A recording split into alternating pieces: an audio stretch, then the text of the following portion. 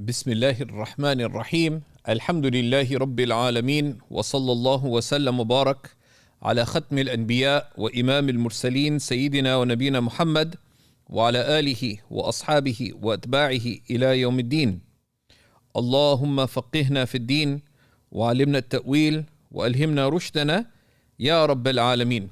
Alhamdulillah, in our lessons on Imam al-Birgivi's At-Tariqa al-Muhammadiyya, we've reached the 48th blameworthy trait of the heart, and this is fitna, which is creating and spreading confusion.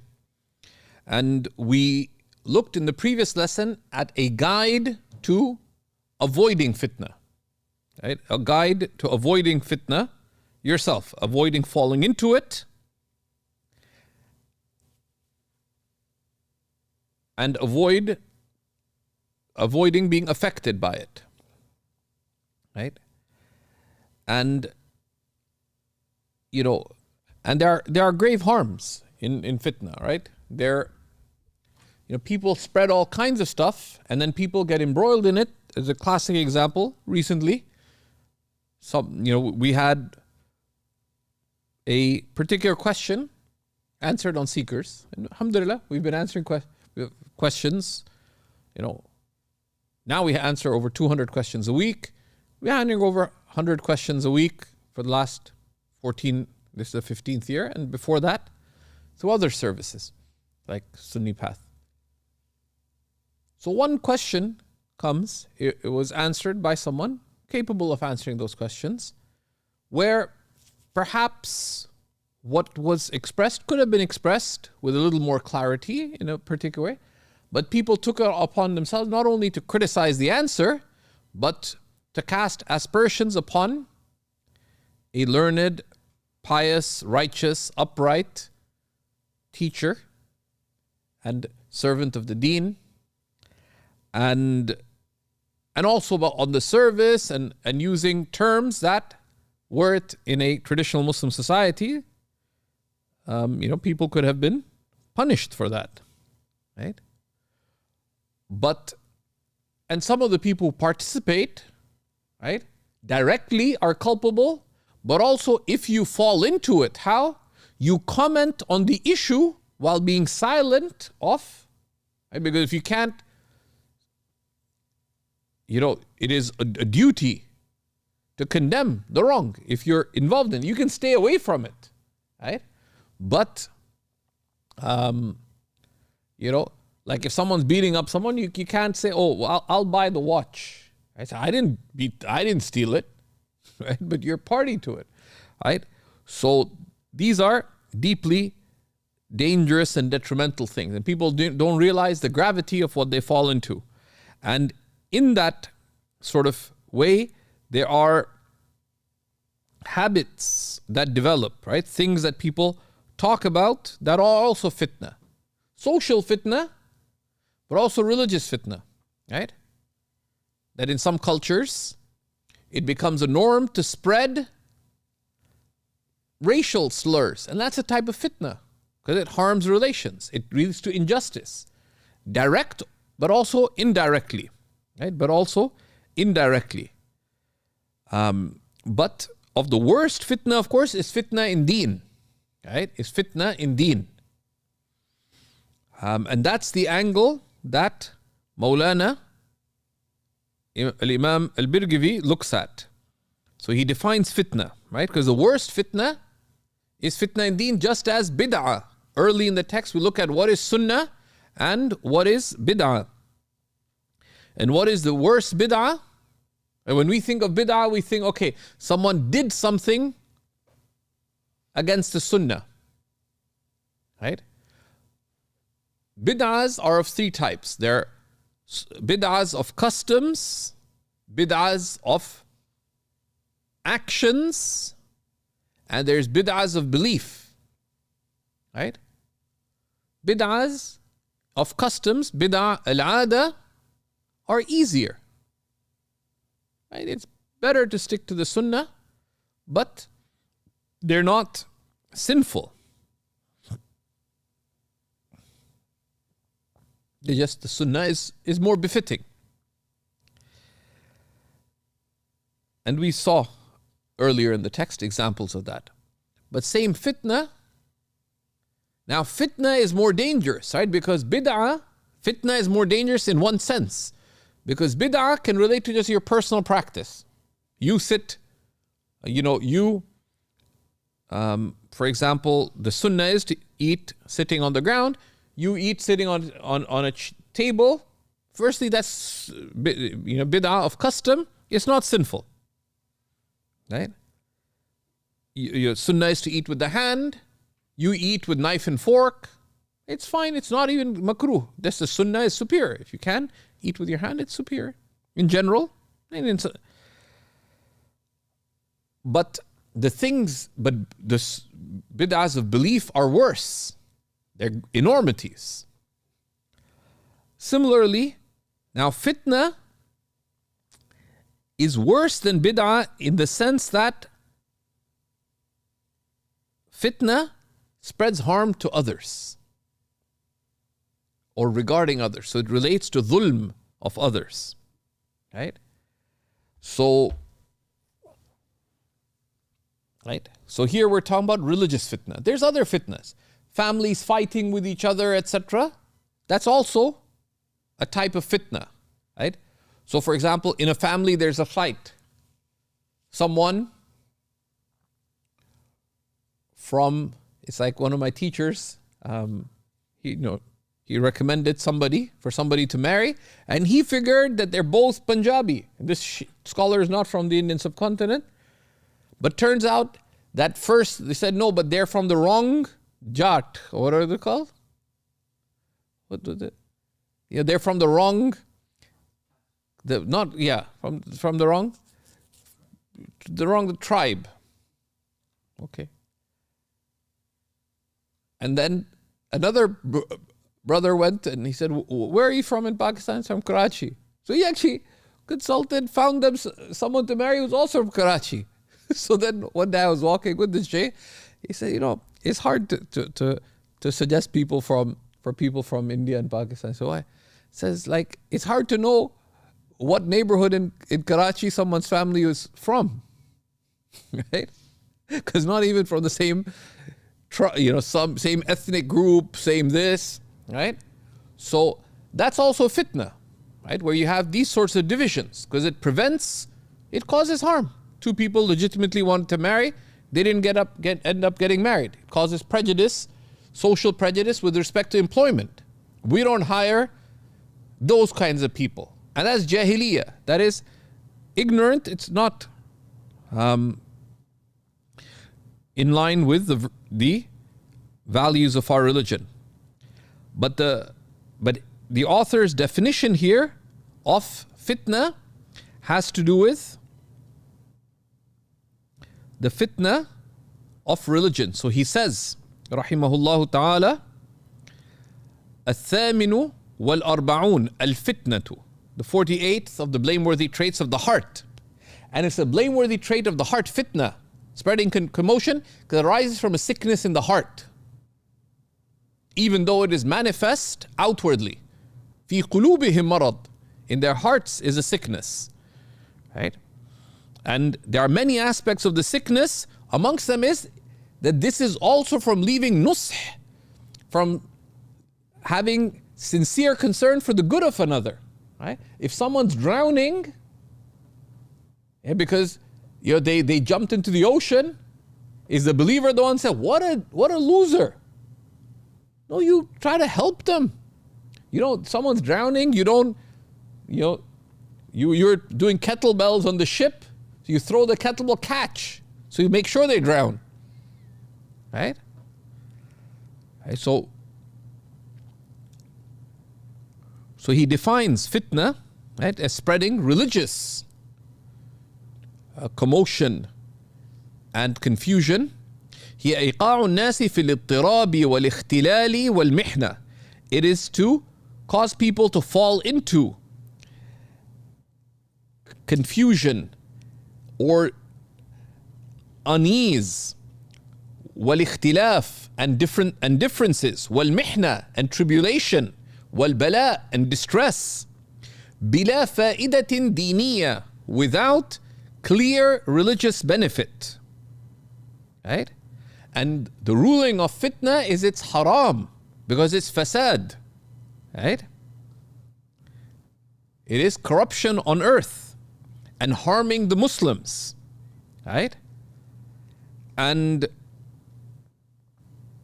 Allah subhanahu wa ta'ala tells us in Surah Al-Buruj, إِنَّ الَّذِينَ فَتَنُوا الْمُؤْمِنِينَ وَالْمُؤْمِنَاتِ.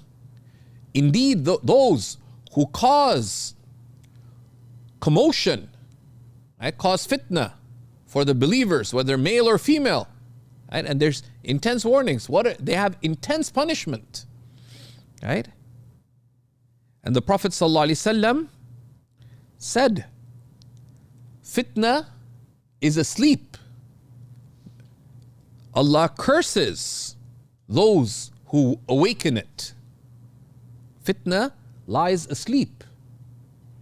Allah curses those who, and of course curses here, if there's believers spreading fitna, means Allah distances from His divine mercy those who spread it. Right? And He gives examples. The commentator here gives a useful definition of fitna, right? Which is fitna, spreading confusion, commotion, and dispute. He quotes Imam al-Munawi, الفتنة كل ما يشق على الإنسان وكل ما يبتلي الله به عباده. Fitna is everything that is difficult for a person and everything that Allah truly tests people with. Right? And generally there's two types of fitnas, right? Fitnas of doubtful matters or confusing matters, shubuhat. And these are religious fitnas. And there's also fitnas of lusts and whims, of shahawat and ahwa. Shahawat that, you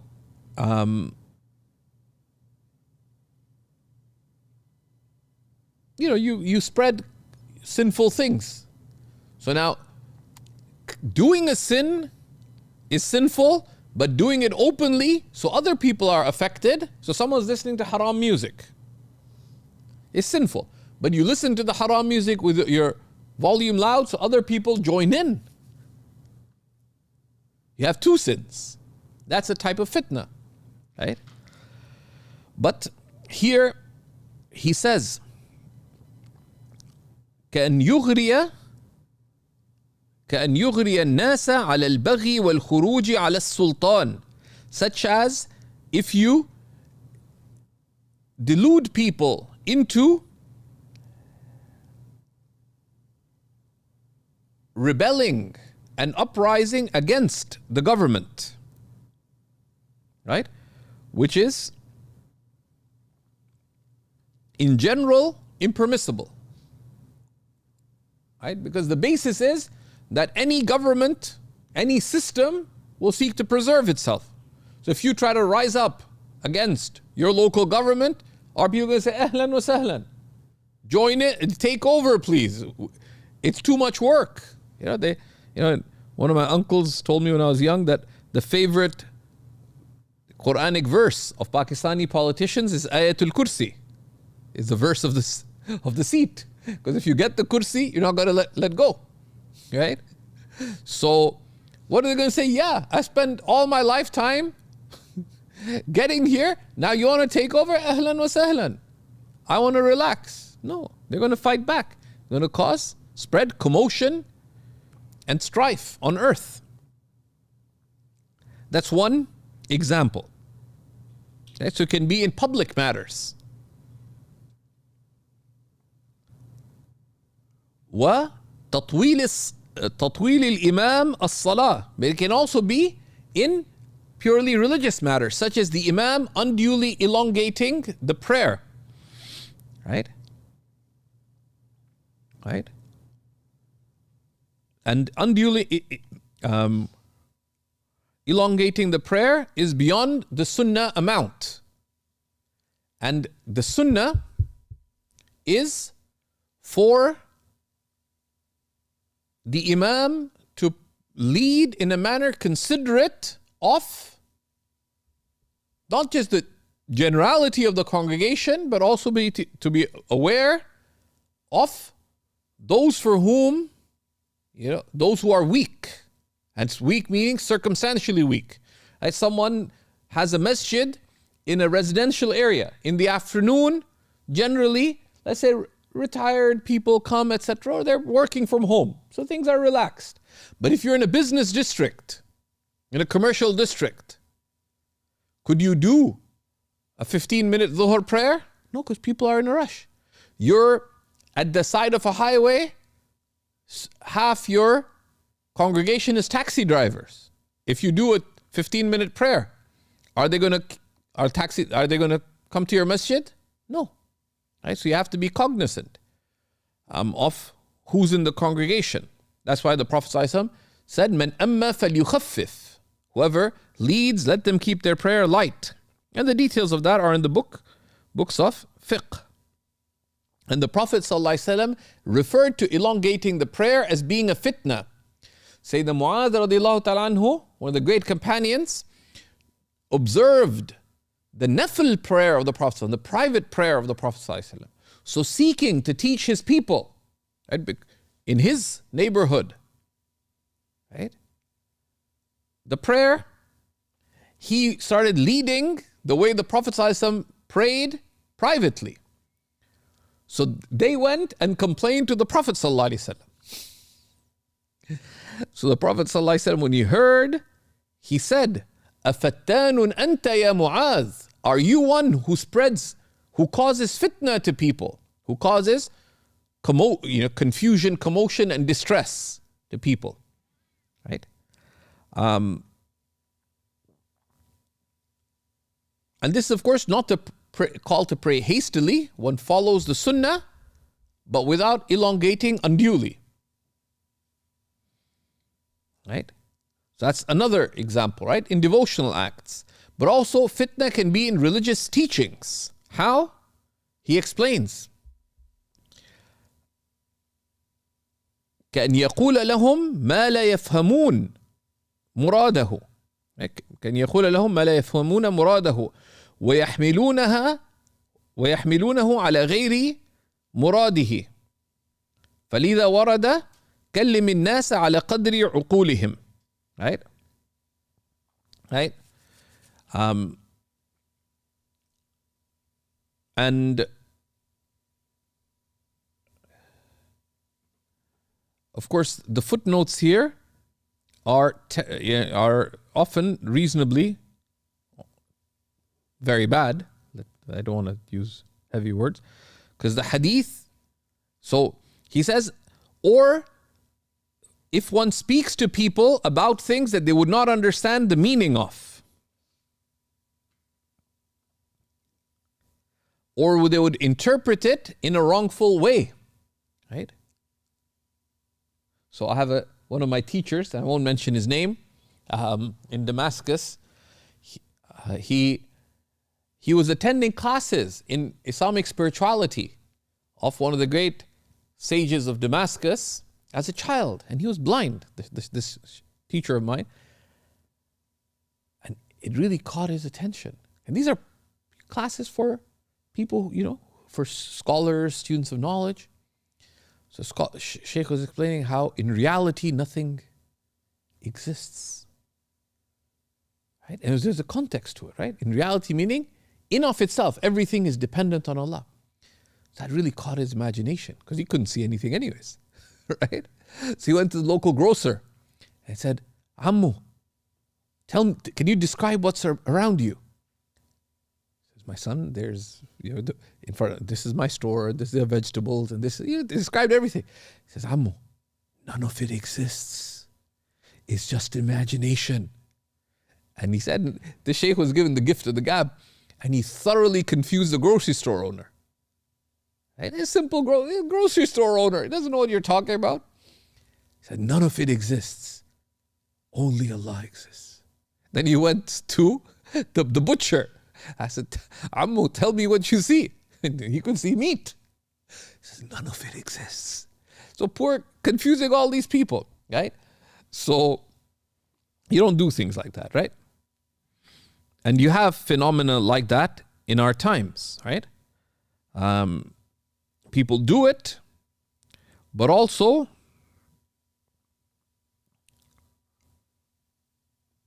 so one of the examples of this that happens in our times is people translate things not according to what people need, right? But rather on whatever whim they have. So people read stuff and they're totally confused, right? Whereas, one of the great scholars of Pakistan, he came to Jordan, we had the honor of hosting him, and he wrote about his trip. He wrote a book called Anbiya Kiram Ki Sarzameen Mein. And so I asked him for advice about teaching online and so on. This is like around 2004 or something, roughly. So he said that we say, Jahan chot hai, wahan marham lagao. Where the wound is, apply the medicine there. ضع الدواء في موضع الداء. Place the medicine where the wound is. And because let's say you got a cut on your finger, so what do? You take what do you use for cut? Like so it doesn't get infected. Like polysporin. But he said, okay, just to be safe, I'm going to apply it all my arms, I'm going to apply it on my lips, and my gum is sore, I'm going to apply it there. And you know what? My eyes are tired, I'm going to apply it in my eyes. Probably going to cause more harm than you're just trying to be careful about a little open wound. Going to cause harm. Not because the medicine is bad, you're using it wrong, right? And religious teachings are like medicine. But if used wrong, it'll cause harm rather than good, right? This is for the one dispensing it, but also for the one taking it. If you cut your hand, cut your finger, may Allah protect your finger, but would you go to the pharmacy and say, sir, give me the best medicine you have? No. Would you say, give me the strongest medicine you have? No. The medicine you need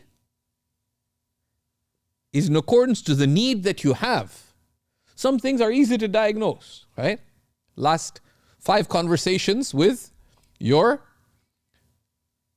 sister, you had a big fight. So maybe I need to learn something about the rights of siblings or social etiquette, or this is what I need. And sometimes you may not know what you need, so you consult. And that's the medicine you need. Right? So he says, because of that, it has come, address people to the extent of their understanding. Right? And this, the author here does not ascribe this to the Prophet sallallahu alaihi wasallam. He says it has come, right? It has come, and this has come most closely in wording from Sayyidina Sayyidina Ali ibn Abi Talib, right? With similar wording, and is there in Bukhari. In Sahih al-Bukhari, in a chapter heading. So the author talks about so-and-so saying it is mawdu' etc. The ascription of these words in this wording to the Prophet ﷺ is not established. But it's a bit of an insult to the author, because the author doesn't say the Prophet ﷺ. It has come. He's not ascribed it to the Prophet ﷺ. Has he ascribed it? That qala Rasulullah, etc.? No. Right? So then to say it's mawdu' hadith, when he's not even saying it's a hadith. Right? And it's established from the words of Sayyidina Ali, and they're similarly worded hadiths of the Prophet sallallahu alaihi wasallam that address people to the extent of their intellect, of their understanding. And it's come that أَتُحِبُّونَ أَن يُكَذَّبَ اللَّهُ وَرَسُولُهُ. Do you wish that Allah and His Messenger be denied? Meaning, if you don't address people in a way that they'll understand, then it'll be a source of confusion for some and it'll turn them away. So then he says, another type of fitna has to do with teachers. Right? So he says, أو لا يحتاط في التأمل والمطالعة فيخطئ في فهم مسألة أو نحوها. Right? And from fitna, and this is both for the student of knowledge and for the teacher. Why? That one is not careful in reflection and in one's research, whether during one's study, this is zaman al-tahsil, or zaman al-ada, or when transmitting knowledge. One is not careful in reflecting on what you study or what you're going to teach, or in your research. It needs more detail, but you just say, write it down. So the fitna began when you acquired that knowledge. You didn't think about it, and you didn't read up on it to understand, which is why the mashayikh always say, read this, read this. Students say, shake their heads in different directions. They don't do it. Then one day comes when they have to address the issue and they have no clue what's going on. So the fitna began during their studies. And then it's manifest again when they're supposed to teach. They didn't come prepared for the class that they're teaching. They didn't come prepared. The khatib fainted, so they have to give khutbah. Now, the fact that they never bothered memorizing anything or grasping how to give a proper khutbah when they should have, that was the original fitna. That was the seeds. And then the manifestation happened when they go and say wrong things.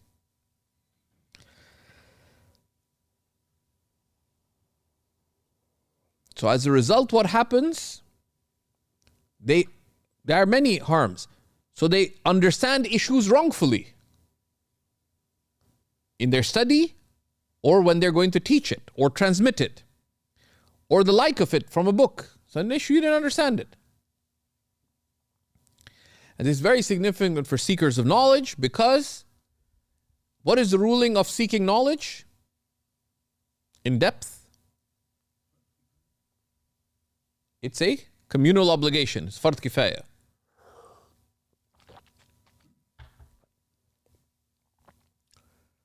But it's not only a fard kifaya. It's not only a communal obligation. If someone has a failing heart, are there people whose hearts are failing right now in the GTA? Probably. We have enough people, someone's heart's failing. Allah protect everybody, but do you have to run away right now to attend to the person whose heart is failing? Do you? If you do, go. Right? Why? Because it's a communal obligation. But there's a difference between you sitting here and imagine if you're the heart surgeon. You're doing heart surgery, you open up the heart and whatever, you open up the body. What in the middle of heart surgery, can you walk away? Say, you know what? It's a communal obligation. Can you? No. So the fard kifaya, the communal obligation, يتعين إذا توجه. The communal obligation becomes a personal obligation if you're the one fulfilling it, such that if you were to walk away from it, nobody else will fulfill it. Okay? Now the surgeon can walk away.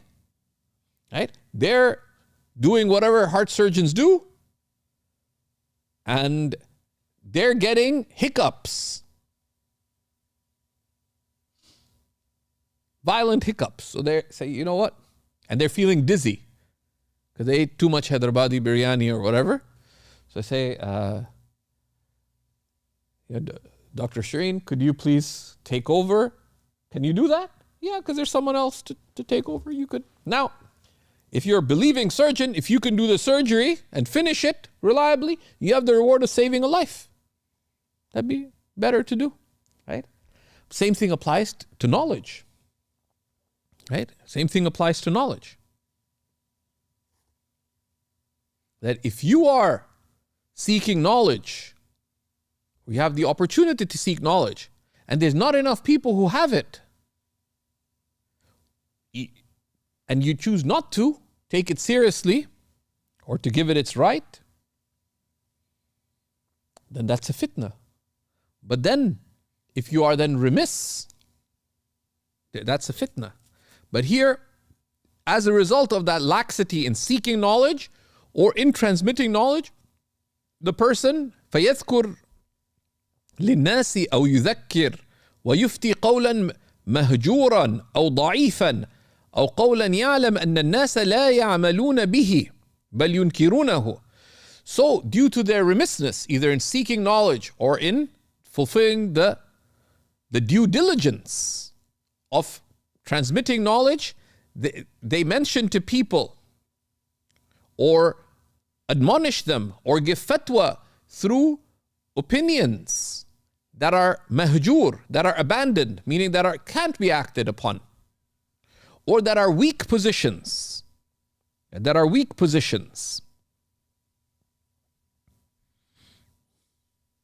right? Because answering a religious question is a trust, right? And a weak position that in this context, an opinion is considered weak, and there's degrees of weakness. There's some that is relatively weaker, but could be acted upon, but it's an opinion that is just outright weak, such that it cannot be acted upon in the general case. Or there's some positions that cannot be acted upon, even in difficulty. Or one tells people a position that they will not act upon, either in general or tell somebody to do something, and there's other leeway in it, so they won't do it. That's a fitna. So for example, auntie says, beta, I get dizzy when I walk to the washroom and I fall, and sometimes it causes me severe distress and I can't get up on my own. So you don't know your fiqh of when you can make tayammum, etc. So what do you say? Auntie, it's in general it's better to make to make wudu. Now, in itself, is it correct that it's better to make wudu in general? But if making wudu, if someone, when they feel dizzy, they'll fall over and they can't get up, right? The person won't be able to act upon that. So either they'll act upon it and harm themselves, and you're the source of the fitna, or the opposite. They say, oh, that's too difficult, I'll just pray without wudu. They prayed without wudu, is it valid? No, because what could if they can't, if it's difficult for them to make wudu, what do they need to do? Tayammum. What you needed to do there is to tell people to make tayammum. Tell the person in this case of difficulty. But if you attended fiqh classes, but you didn't bother learning, so they say, auntie, do the best you can. Now, if auntie knew what's the best thing to do, would she ask you? Right? No. So that's where the fitna is not just for people of knowledge, but also for the religious Muslim. The fitna is either by excessiveness or by laxity. So it's an amana in both ways, right? Or to tell people that things that they would reject. They won't understand them. You tell people about some of the descriptions of paradise, this and that, they won't understand. what and why, so they'll be confused. So do you have to tell everyone everything? The person doesn't even know that there's a bridge over hell. So you're telling them about something confusing in paradise that they won't understand? Right? أو يتركون بسببه طاعة أخرى. Or because of what you told them, they leave some other act of devotion. Right? Right? How? كمن يقول لأهل القرى والعجائز والإماء لا تجوز الصلاة بدون التجويد. Such as someone telling to people living in remote villages or elderly people, right? And the like, that you can't pray without tajweed, without following the rules of tajweed. So what will they do? Some people say, well, if you can't pray without proper Quranic translation, why should I pray? Right? And sometimes it arises from people not knowing, right? Because they learn a little bit, says, okay, tajweed is important. But you don't know that, right? That there's a basic tajweed which is striving to pronounce the letters correctly. That is what's obligatory. Then that common mistakes are excused. But contrary to the sunnah, your duty is the encouragement is that you take the means to strive to recite correctly.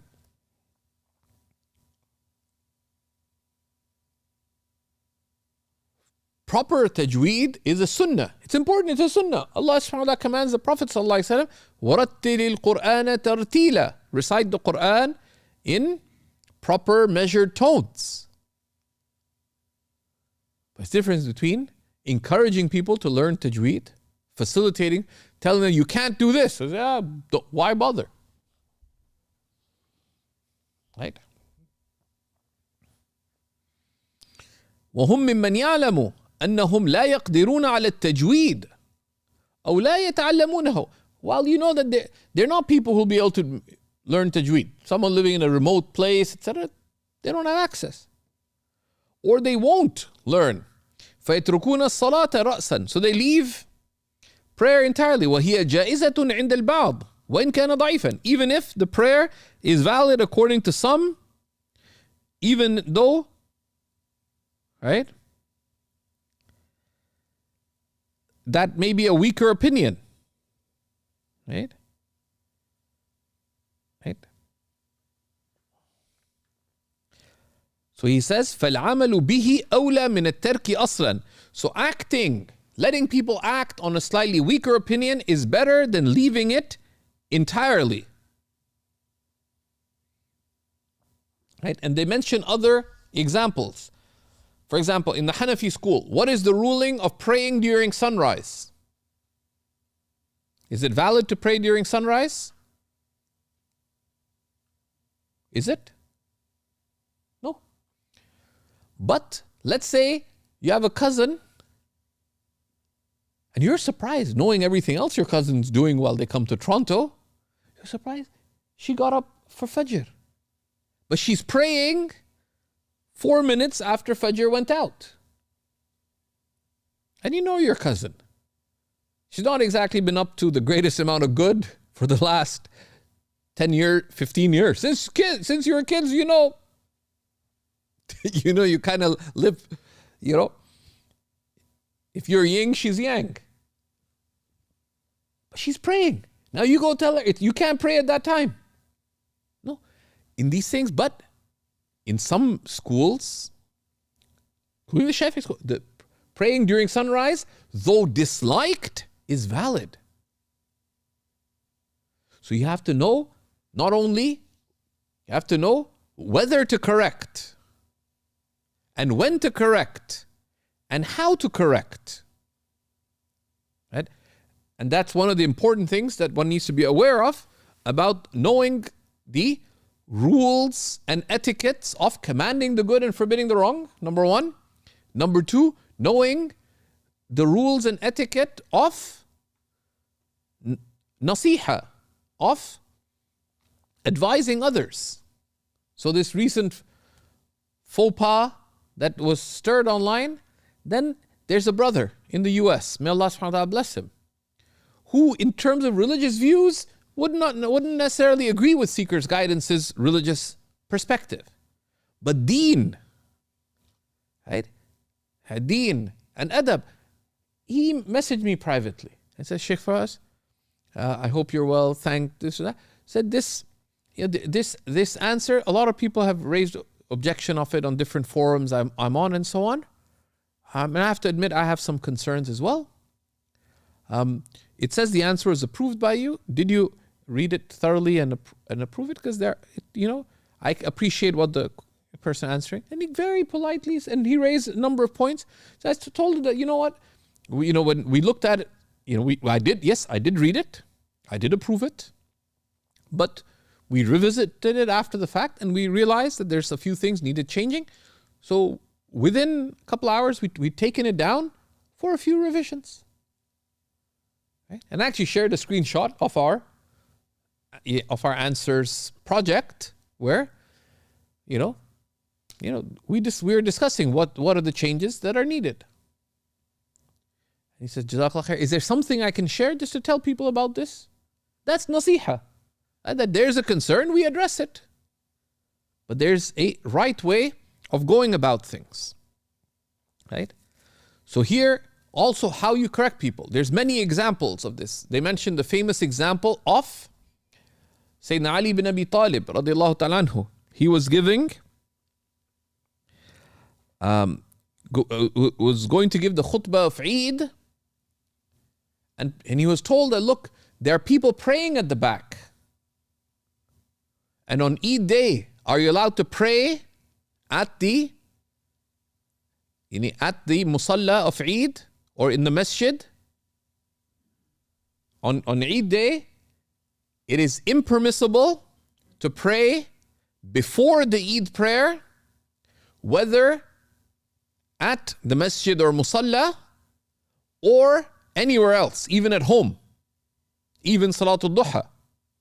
And it's also not permissible to pray after the Eid prayer at the masjid or the place of Eid prayer, the Musalla al-Eid. But it's permissible to pray elsewhere. You can pray Duha at home, etc. So he was told that there's people praying at the back. Correct them. So he refused to. He said, I do not wish to be of those who prevent people from the worship of Allah. Why?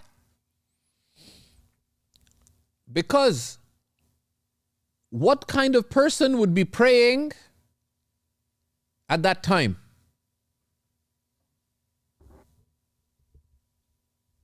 Someone who knows their deen or someone who doesn't? They don't know. And now, if publicly say, folks standing at the back, praying at the back, please stop, it's against the sunnah, this is sinful, ittaqullah, etc. Right? How are they going to feel? So, they may not. That may cause them to turn away. It may cause them to turn away. People's faiths are fragile. People's faiths is fragile, right? We have to be careful.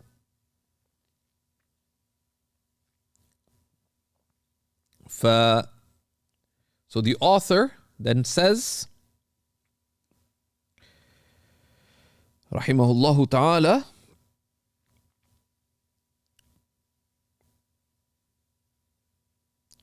فعلى الوعاظ والمفتين معرفة أحوال الناس وعاداتهم في القبول والرد والسعي والكسل ونحوها. So it is incumbent upon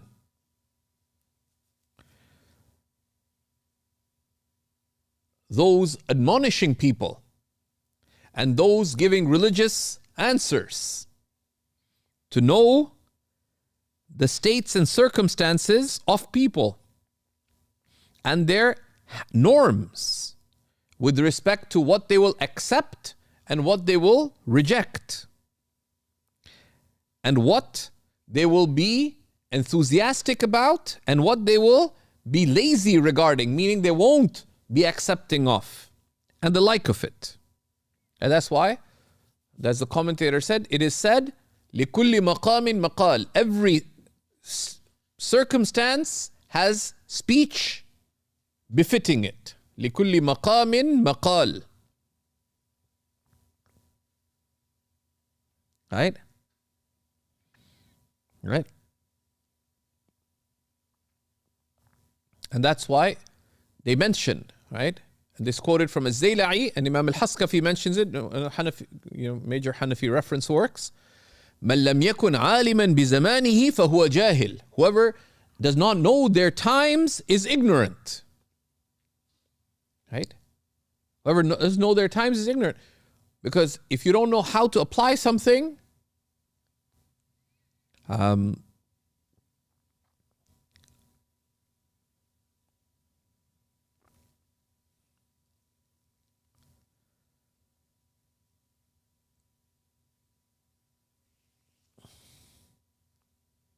they say that a man came to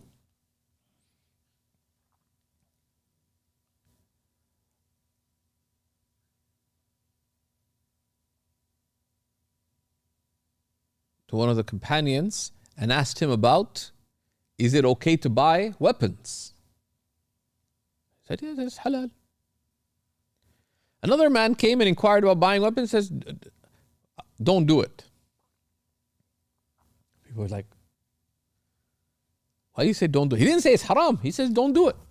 He says, I saw this man fighting so-and-so of his family.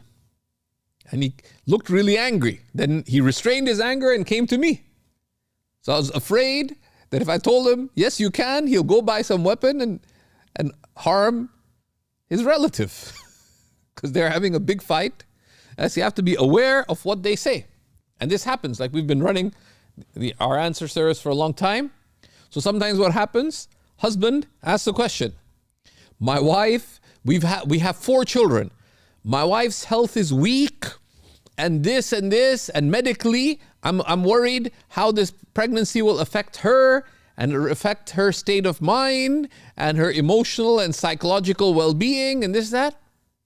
So would it be allowed for us to have an abortion? And sometimes it's happened more than once. The wife also sends an email to the answer service saying, I love kids, and even though I have some health issues and so on, I'm so happy that I'm pregnant again, and my husband thinks I can't deal with it. He's demanding that I get an abortion, but I don't want to, but he's threatening that he won't be able to support and this and this. Okay? So you have to be aware that sometimes things aren't as people present them. Now, at the same time, one is only responsible for what comes to you, right? But you have to be aware, right? So what does one do? He tells us that the duty of the one giving wa'adh, admonishing, or giving religious answers, and admonishment includes Jumu'ah khutbah. It includes speaking at a wedding. It includes فَيَتَكَلَّمُونَ بِالْأَصْلَحِ وَالْأَوْفَقِ لَهُمْ. So one speaks with what is of most benefit and most appropriate for them. حَتَّى لَا يَكُونَ كَلَامُهُمْ فِتْنَةً لِلنَّاسِ. So that their words don't serve as a source of fitna, of confusion, commotion, and distress for people. Right? Because either they don't understand it, or they won't accept it, or it'll turn them away, and so on. And this applies both to those giving giving religious address, but also applies to those facilitating religious address. Who do you choose to give the Friday khutbah? Now the khatib is responsible for doing their best, but you have You're part of the masjid committee. Who do we choose? Say, we need 4 khatibs. So we'll choose that guy, mashallah, dresses well, handsome. And okay, he turns out gives an okay khutbah. But say, I'll give one, and let's say you're not a good khatib, anyways, and you say, strange, and I'm an awful khatib. And the 4th person turns people away. And we just did it because we need 4 khutbahs a month. We just say, okay, let's just, and some places, the reasons chosen for people giving khutbah said it is easy. So-and-so just comes on time. Another person, like I've heard the craziest reasons why people are in the khutbah rotation. So, he refuses to take anything for his khutbah. Okay. Good. But I'm sure there's many other people who do it for free, right? But, right? Now, ideally, if you're choosing, you choose the most beneficial that you can. But at least, or try to choose something that is at least clearly beneficial. If you can't choose something that's clearly beneficial, then at least do no harm. Those are 3 levels of good. The beginning of good is not to do any harm. أصل الأدب أن لا تؤذي أحدا. The basic is don't harm the other, Then try to do some good. And the ideal is to do the best you can. Now this applies to other scenarios. The other day, one of the brothers here at Seekers Canada was saying he attended a wedding, right? Most of the attendees were not Muslim, friends of the bride and the groom and colleagues from work. And they got some random imam, not the imam's problem, who couldn't even speak English, said a few words on and on in Urdu. Now, is it the imam's fault? No. They asked him to conduct the nikah and to speak. Now he's doing it to what he knows. Right? And apparently it was too long, but different societies differ. Maybe where he's from, where the imam's from, they give lengthy khutbahs of nikah. But here there's a responsibility with respect to religious address, whether it be the khutbah of Jumu'ah. There's a communal responsibility. Right? But also, for example, at weddings. So many people come, religious and non-religious, to weddings. You're going to choose someone to conduct the wedding, to say a few words after. Right? You can spend weeks arguing about whether we'll get dark red roses or light red roses or pink roses or white roses. We're going to get someone to say a few words that will be a source of either people disconnecting or being turned away. Similarly, in other scenarios, janazas. Everybody shows up to a janazah. Who's going to say a few things, or even just the religious arrangements of these things? It's a communal obligation. Right? And we need to take these things very seriously, right? And all of this so that our religious address is not a fitna for people. And then he says, وَكَذَا الْأَمْرُ بِالْمَعْرُوفِ وَالنَّهْيُ عَنِ الْمُنْكَرِ. And likewise, it applies to commanding the good and forbidding the wrong. That you need to know the circumstances of people and their temperaments. Right? And their temperaments. Why? إذ قد يكون سببا لزيادة المنكر أو إصابة مكروه لغيره فيكون إثما. Right? Because sometimes commanding some good or forbidding some wrong could cause an increase in the wrong.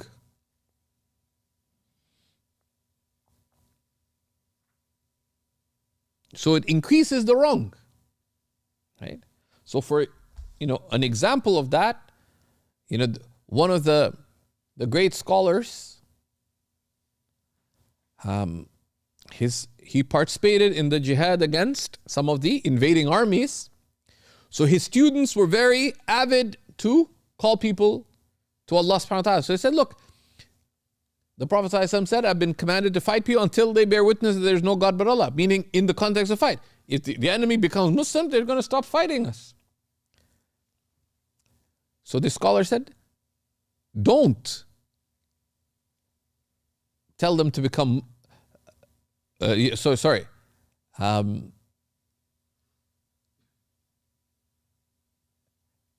they were, and they would drink as well. So they're not Muslim and they would drink. They said, okay, if we can't convince them to become Muslim, tell them not to drink.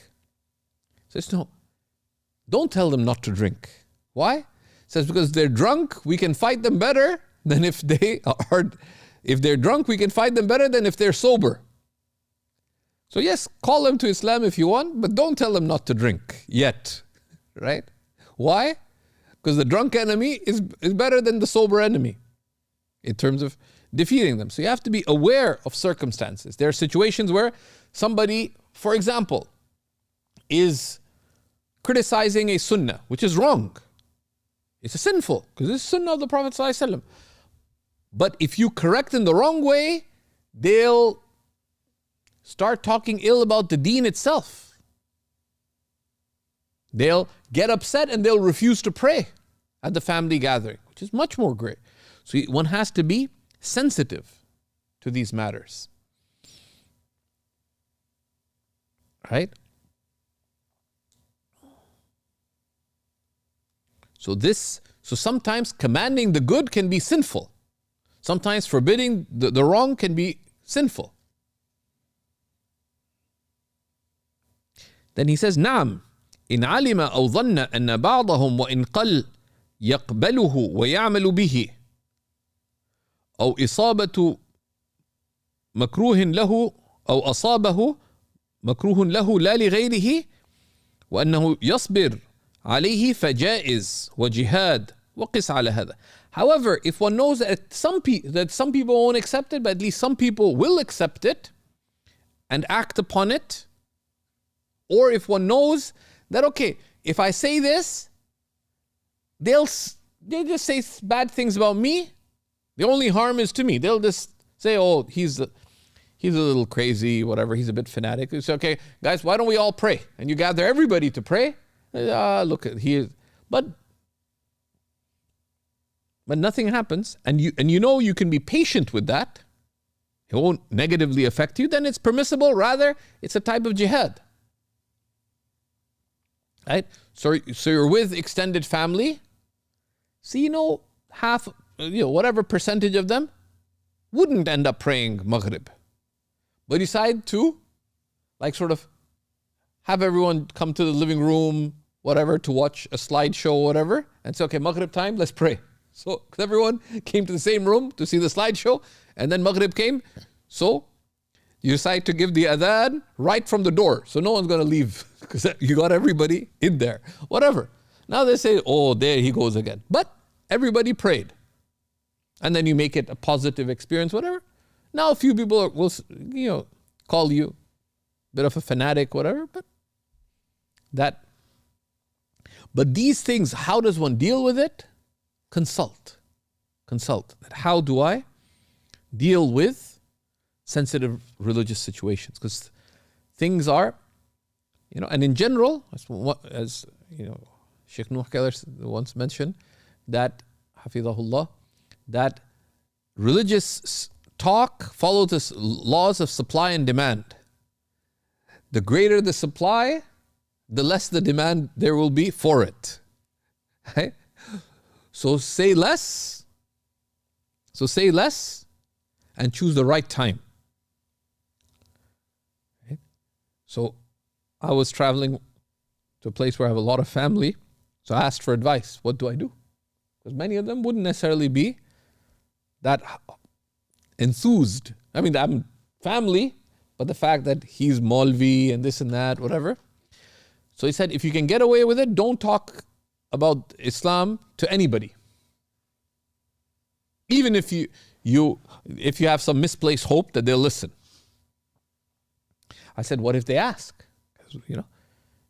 Because talking about religion, even amongst very liberal people, secular people, where I come from, is popular.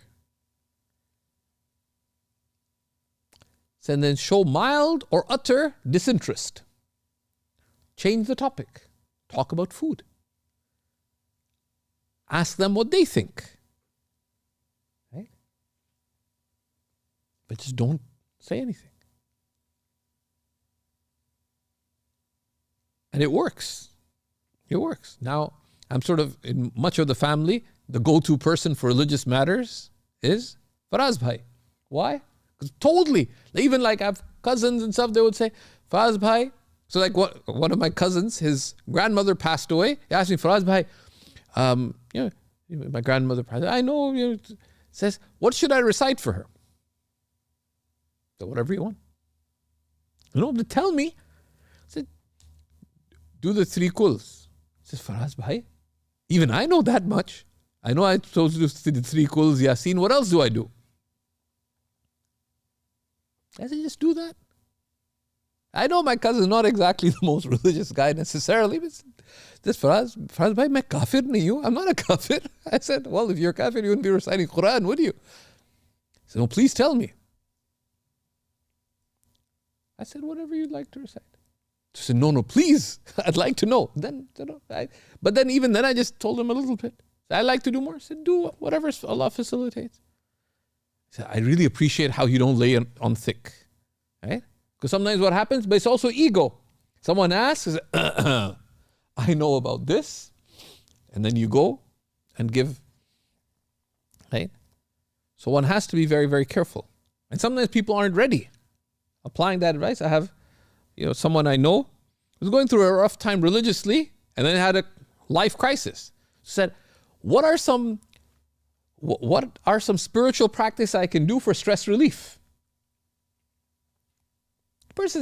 And sometimes the shaitan encourages people to disconnect from religion by asking for advice. But it's not only if they asked, but do they want the advice? Are they ready for it?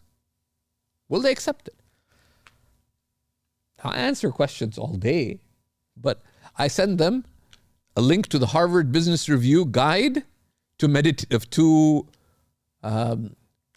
meditation. So yeah, send me back this big red question mark. He said, I said, Faraz bhai, I said some spiritual things I can do. I said it's a really good guide. And we're both HBR, Harvard Business Review subscribers. I said, there's some good tips in there. Then he tried to call me. I said, kind of busy. Even though I was going to Jummah, I didn't say I'm going to Jummah.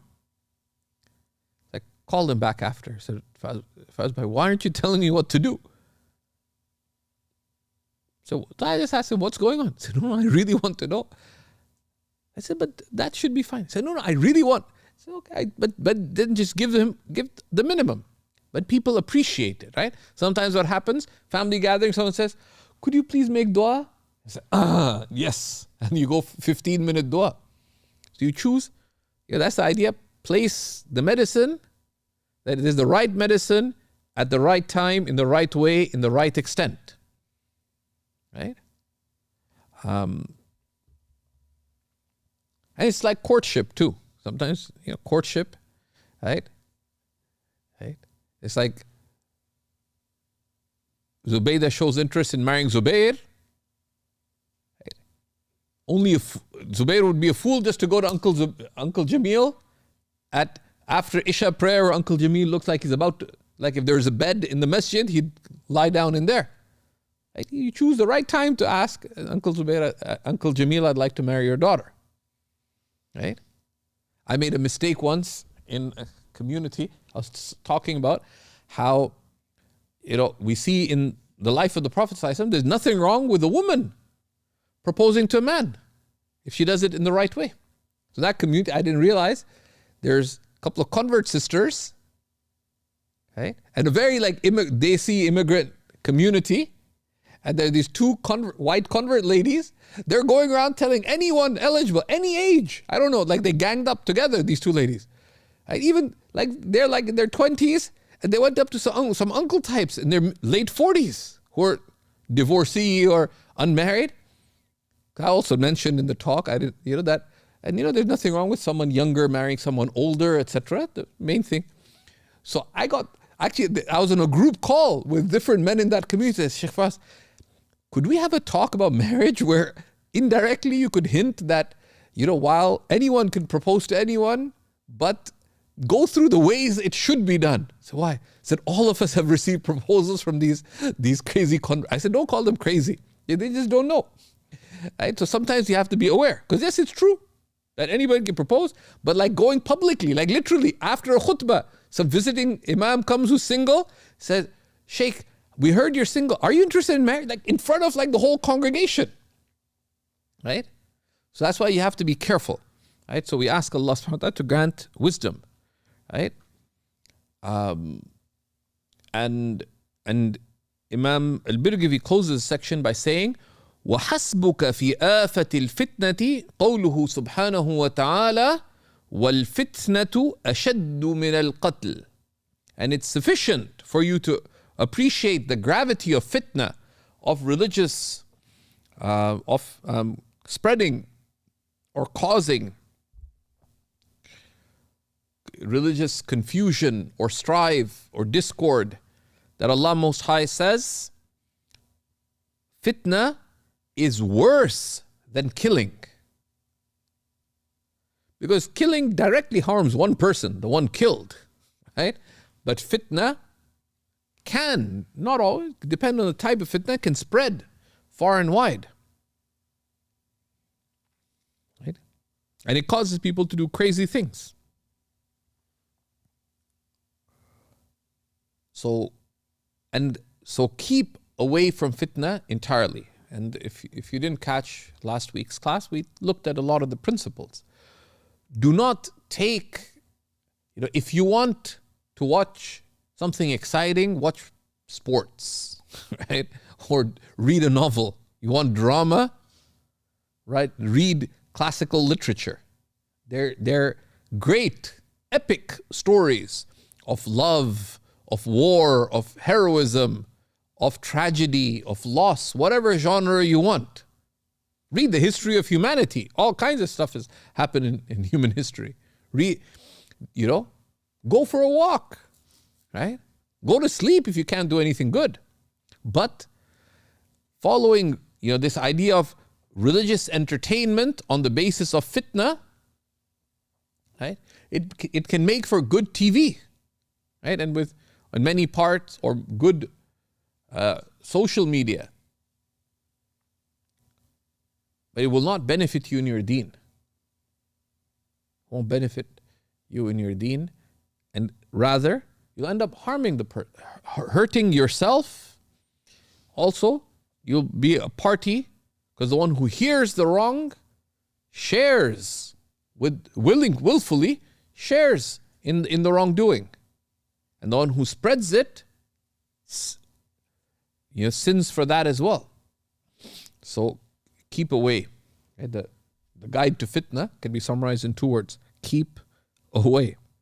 Right? May Allah subhanahu wa ta'ala grant us that facilitation. وصلى الله وسلم وبارك على سيدنا ونبينا محمد وعلى آله وصحبه وسلم.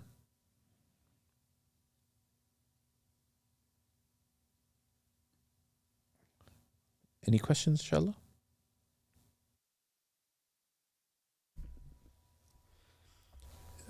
Assalamu alaikum. I'm having a lot of trouble controlling my desires, and I have a lot of tests. What should I do? One is, if you have scholars in your community, go to them. Right? Go to them. Right? Going to a scholar. Sometimes, if someone's religious, they imagine that, you should just have a nice relationship with the scholars, that you meet them, you greet them, maybe you feed them, they feed you, because one way people get out, you feed them. You do all these kinds of things. But no, the purpose of a scholar, the role of a scholar is like a doctor.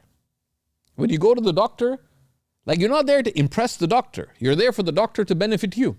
The doctor says, how are you feeling? Now, you're actually having 6 problems. You say, so I'm fine. How's your weight? Oh, you kind of, push it in your stomach, etc. And you say, weight's really good. How's your blood pressure?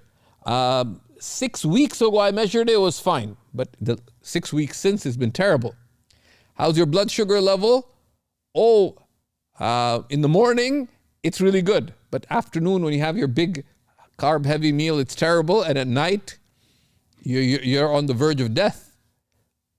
You're not doing yourself any favor by trying to... And do you think the doctor can't tell that you have issues? Right? There are all kinds of signs for these things. And the expert, just by seeing you, they can see by the paleness of your skin, by this, by your eyes, by how you're walking, that there are issues. Rather, the adab with doctors is to take your sickness to the doctor. That this is, and you have 6 problems, which one do you present first? If you got a nosebleed and you're drowning, right? You don't say, excuse me, does anyone have a tissue paper? No, you say, help, I'm drowning, right? Right? So if you have doubts about your faith or confusion about some matter of faith, but you're also not exactly sure how you do Salatul Awabin, ask the more important question first. Right? Not that you don't ask the other one, but you prioritize what's most important. So similarly, if you're having some struggle, whether it be the scholars, there's certain other struggles that require counselors. It's not seeking help. You have to see the support networks that exist in society as being means that Allah has sent. So by not taking the means, it is us not having gratitude for Allah sending those means. It's not weakness. That's number one, right? Taking the means, whether it be to go to a scholar for advice or to go to a counselor or to go to a friend, a mature friend that you trust. So I'm having these issues, what do I do? Right?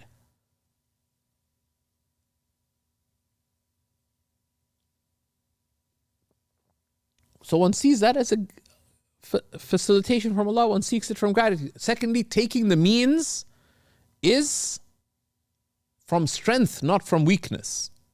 Right? Consultation is strength, it's not weakness. Why? Because the purpose of consultation is to help you make the better choice. And the strong person is the one who has the concern and capacity to make sound or good choices. That's one of the definitions of the strong believer. It's the one who, as Imam Nawawi defined it in his explanation of the hadith on the strong believer, is the one who has the concern and capacity to make beneficial choices. Well, that's a simplified retelling of his definition.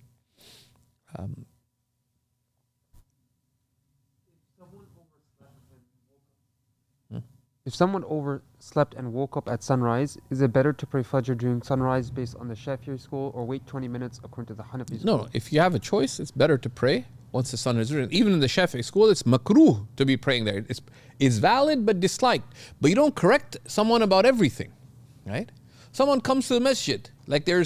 I went to this masjid in a particular country, overseas, and had a list of people who shouldn't enter the masjid. I was wondering, am I included here somewhere? Because there's a complicated risk.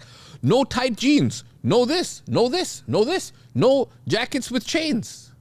Look, does my jacket have chains? Does the zippers count? It was winter. Do zippers count as chains? I said, no, I think... it was intimidating. No tattoos. I'm thinking fiqh-wise, what if they're covered? Right? So I prayed, and then just having tea with the imam. So I just raised this issue when someone asked a question. So I said that if we think about it, would it be better for us to have 100 people praying behind you, who all have tattoos, ripped jeans, and earrings, or 100 pious people, which one would you have more reward for leading in prayer?